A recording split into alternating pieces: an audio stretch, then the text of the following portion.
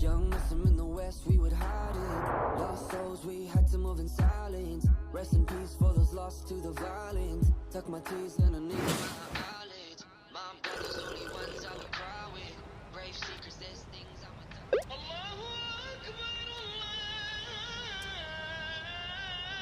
اوه بچه وقت شد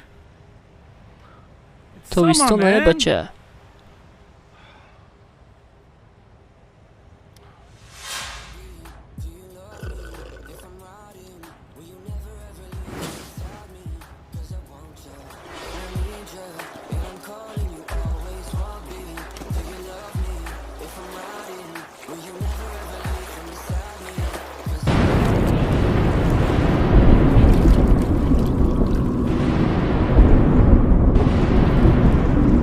yordam kının iltimos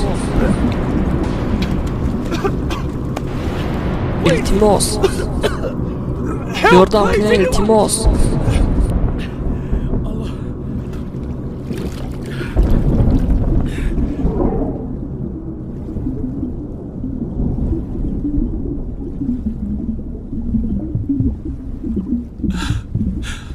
یا الله مرا ببخش میدانم در قطار بندگان بهترین نبودم لیکن اگر مرا نجاتی هیچ وقت دیگر فراموش نمیکنم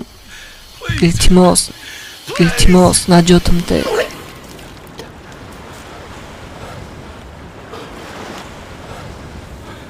الحمدلله شكرا لك يا رب يا متعالي ارحم حالي إلهي يا متجلي ارحم ذلي يا إلهي غيرك مالي فأنا عبدك ربي وكلي